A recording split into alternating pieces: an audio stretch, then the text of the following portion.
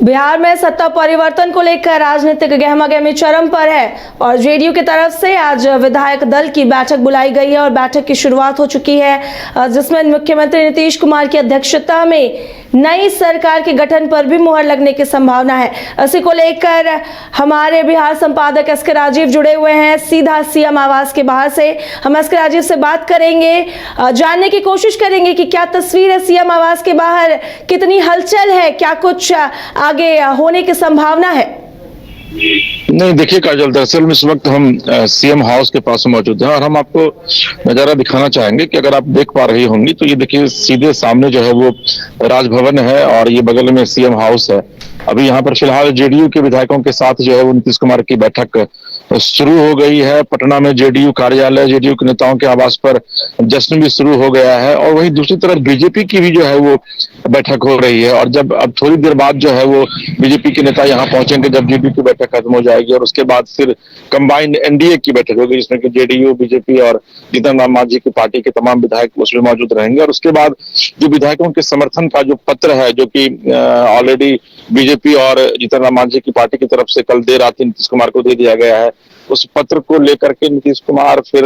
राजभवन जाएंगे। राजभवन जाकर के वहां पर वो राज्यपाल से लगभग 12 बजे के करीब वो मुलाकात करेंगे, उनसे राज्यपाल से बातचीत होगी और उसके बाद फिर जो हमारे पास जानकारी उसके मुताबिक 4 बजे के करीब जो है वो विधिवत शपथ ग्रहण समारोह जो है वो रखा गया है और 7 बजे जो है वो नीतीश कुमार शपथ लेंगे। दूसरी जो महत्वपूर्ण जानकारी है वह यह है कि जेपी नड्डा जो है वो 3 बजे के करीब विशेष विमान से चिराग पासवान को लेकर के साथ पटना वो पहुंच रहे हैं। चूंकि कल से लगातार एक खबरें आ रही थी कि चिराग पासवान जो है वो नाराज है। उन्होंने विधिवत एक बयान भी दिया था कि जो एक कॉमन मिनिमम प्रोग्राम है जिसके तहत अगर ये एनडीए गठबंधन ये चलेगा तो फिर उसके बाद चिराग पासवान उसमें रहेंगे और सम्मानजनक जो उनकी 6 सीटें थी पिछली लोकसभा चुनाव में 2019 में जब चुनाव लड़ा गया था, अगर उतनी सीटें दी जाएंगी तो फिर चिराग पासवान जो है वो एनडीए के साथ रहेंगे। अगर नहीं दी जाती है तो फिर 23 लोकसभा सीट पर जो है अपनी उम्मीदवारी वह पेश करेंगे। तो कहीं ना कहीं से ये पूरी तैयारी जो है आप एक तरीके से कह सकते हैं कि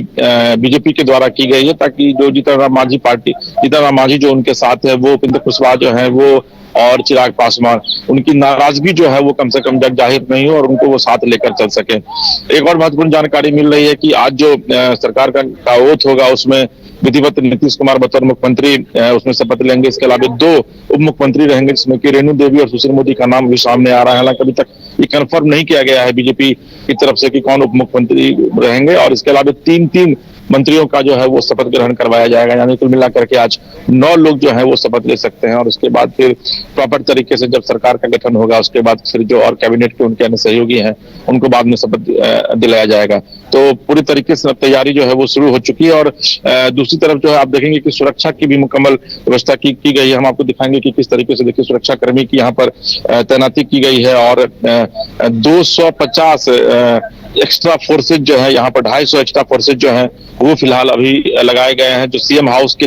3 तरफ से जो सड़कें हैं उस सड़कों को फिलहाल ब्लॉक किया गया है और जो वीआईपी गाड़ियां हैं या फिर जो प्रेस की गाड़ियां हैं सिर्फ उनको ही एंट्री दी जा रही है, बाद बाकी गाड़ियों को भी एंट्री नहीं दी जा रही है। तो कहीं ना कहीं से पूरी व्यवस्था जो है वो कर ली गई है लोक प्रशासन के द्वारा। देर रात पीएम और एसएसपी के साथ जो यहाँ पर सीएम की मीटिंग भी हुई थी और अब जो है वो नई सरकार फॉर्म करने की तैयारी में नीतीश कुमार जुट गए हैं। वहीं दूसरी तरफ अगर आप काजल बात करेंगी तो आरजेडी की तरफ से जो है वह एक विज्ञापन जो है वह निकाला गया है और उस विज्ञापन में यह कहा गया है कि तेजस्वी यादव जो है वो 1.5 साल तक सत्ता में रहे और उन्होंने अपनी न सिर्फ भागीदारी निभाई बल्कि 4 लाख लोगों को बिहार में रोजगार दिया, पर्यटन के क्षेत्र में, यानी कि जो विभाग तेजस्वी यादव के साथ पास में थे उन विभागों में तेजस्वी यादव ने बेहतर काम किया है। तो आज तमाम अखबारों में जो है तेजस्वी यादव ने अपना एक विज्ञापन देकर के लोगों को यह बताने की कोशिश की है कि किस तरीके से नीतीश कुमार की तरफ से उनको सरकार से बाहर किया जा रहा है, जबकि वो जब सरकार में थे 1.5 साल तक वो सिर्फ विकास का ही काम करते रहे। जी काजल। जी एसके राजीव, जैसा कि आज बिहार के लिए बहुत बड़ा दिन है, बिहार की राजनीति के लिए बहुत बड़ा दिन है। आज सरकार में परिवर्तन हो सकता है, पर बीजेपी ने ऐसा कहा है कि पहले नीतीश कुमार इस्तीफा देंगे उसके बाद बीजेपी आगे कोई भी घोषणा करेगी। क्या बीजेपी को अभी भी कोई संदेह है नीतीश कुमार को लेकर? नहीं, देखिए अब ये सब बातें जो मुझे लग रहा है काजल की ये सब बातें जो है अब पुरानी हो चुकी हैं, इसलिए कि अब सारा कुछ फाइनल हो गया है और अब से थोड़ी देर बाद जो है वो एनडीए गठबंधन की बैठक होंगी और ये तो तय है कि जो भी नया मुख्यमंत्री बनता है तो वो जो पुराने मुख्यमंत्री जो होते हैं वो फिर से अगर ओथ लेते हैं तो उनको रिजाइन करना पड़ता है, क्योंकि अभी वर्तमान सरकार जो आरजेडी के साथ उनकी सरकार है उसके वो मुख्यमंत्री हैं। उसके बाद तो निश्चित तौर पर जो प्रोटोकॉल है उसके तहत वो जाएंगे राजभवन और इस कैबिनेट को बर्खास्त करेंगे, क्योंकि अगर कैबिनेट को बर्खास्त नहीं करेंगे तो फिर तो एसटी कोटे के जो मंत्री हैं वो ऑलरेडी अपने पद पर बने ही रहेंगे। तो कैबिनेट को बर्खास्त किया जाएगा, नीतीश कुमार इस्तीफा देंगे और उसके बाद फिर नई सरकार के ओथ की तैयारी होगी। तो ये कहना कि अब बीजेपी कह रही है कि पहले इस्तीफा देंगे उसके बाद, ऐसा कहीं कुछ भी नहीं है। बीजेपी पूरी तरीके से सरकार अपने विधायकों के समर्थन की सूची लेकर के सबसे दस्तखत करवा करके वो तैयार है। जैसे ही जदयू की बैठक खत्म होगी सीएम हाउस के भीतर, वैसे ही जो बीजेपी के नेता है वो यहाँ पर पहुंचेंगे। विनोद तावड़े यहाँ पहले से मौजूद है और फिर उसके बाद बीजेपी विधायकों के समर्थन की सूची और जीतन राम मांझी पार्टी की भी कल देर शाम बैठक हुई थी 7 बजे के करीब, और उसमें ये निर्णय लिया गया था कि वो नीतीश कुमार को अपना समर्थन देंगे। हालांकि मांझी ने यह कहा कि नरेंद्र मोदी जिनके साथ है उनके साथ जीतन राम मांझी है, तो उन्होंने अपनी आस्था जो है नीतीश कुमार में नहीं बल्कि नरेंद्र मोदी में जताई, यानी कि वो बीजेपी के साथ है न कि नीतीश कुमार के साथ है। लेकिन उन्होंने भी अपने विधायकों के दस्तखत की हुई सूची जो है वो विधिवत बीजेपी को दे दी है और थोड़ी देर बाद ये लोग यहाँ सीएम हाउस पहुंचेंगे और यहाँ पर विधिवत वो अपना विधायकों के समर्थन की सूची सौंपेंगे और उसके बाद फिर नीतीश कुमार राजभवन जाएंगे और जाकर के कैबिनेट को डिसॉल्व करेंगे। जी काजल।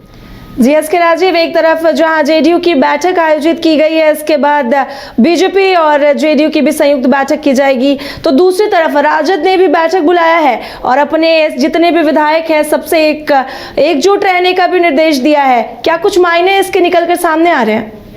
नहीं, देखिए आरजेडी की तरफ से जो बैठक बुलाई गई है वो कल भी तेजस्वी के आवास पर बैठक बुलाई गई थी और उसमें लालू प्रसाद यादव को